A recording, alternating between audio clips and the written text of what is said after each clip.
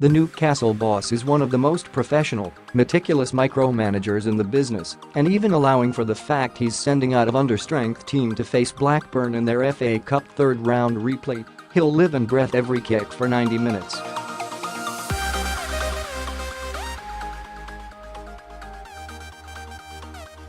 But there is no escaping the fact this is a match Benitez did not want in a competition he believes is not a priority for the Magpies.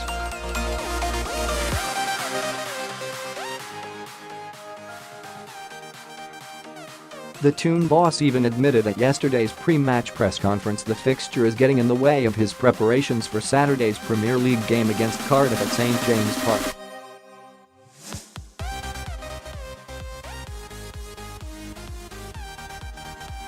Even those of us disappointed by his attitude to the FA Cup understand that sentiment.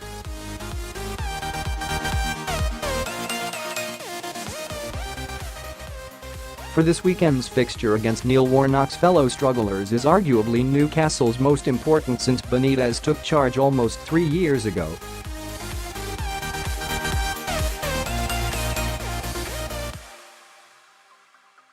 Win it and Newcastle would leapfrog Cardiff and could climb to the giddy heights of 15th if Southampton and Burnley both lose.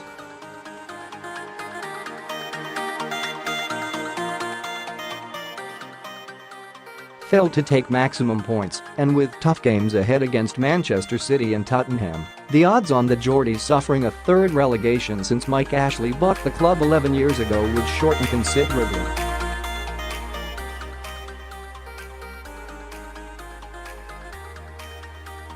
Ashley, of course, is the problem at Newcastle, and with no fresh signs of him selling the club, nor of him loosening the purse strings, Benitez must manage in the handicapped fashion that has forced his hand since March 2016.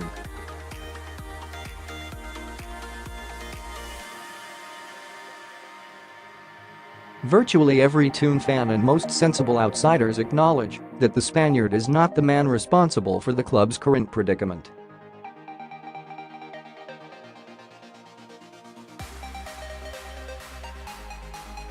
But that does not mean Benitez has been flawless in his work.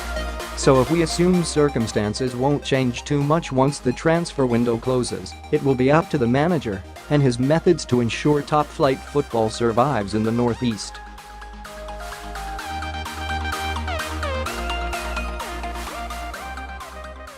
For that to happen, Benitez must find an answer to Newcastle's appalling home form. Recent evidence offers little encouragement.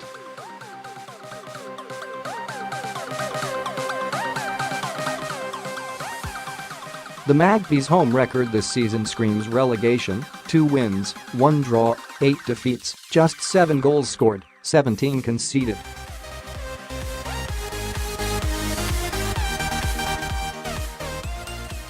Only rock-bottom, managerless Huddersfield have worse stats. Away from home, it's very different.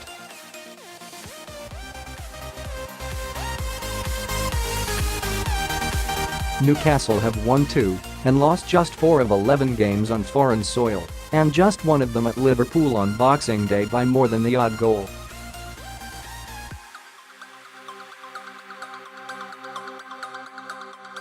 While they are almost as goal-shy on their travels, averaging less than a goal per game, only the top 4 plus Leicester have conceded less.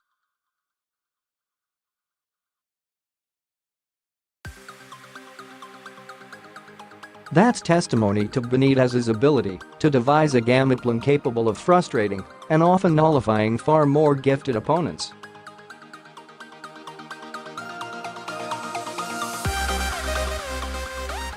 Manchester City and most recently Chelsea can bear witness to how effective his tactics can be.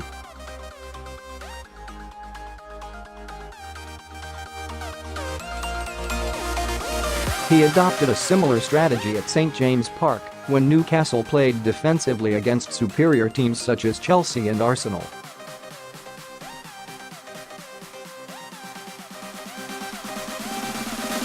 Both games were lost but narrowly and, arguably, unluckily. The football strait-jacket, however, has been worn too many times in front of the club's own fans.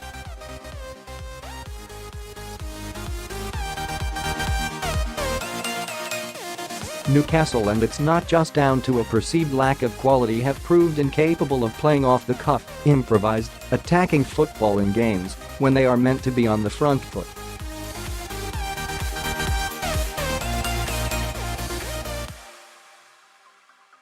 The Blackburn Cup tie is a case in point, but more pertinently, they failed to break down a wretched Fulham side who had failed to keep a clean sheet before their visit to Tyneside just before Christmas.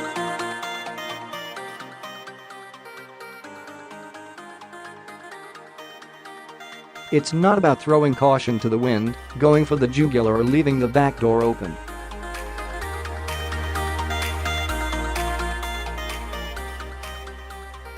For all their limitations, this Newcastle side can win games at home. They proved it against a decent Bournemouth side and Watford too.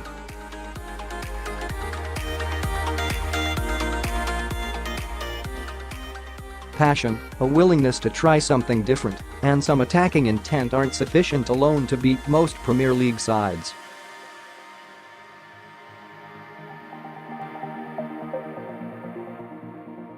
But against Cardiff, cavalier football rather than the Roundhead version can secure 3 points.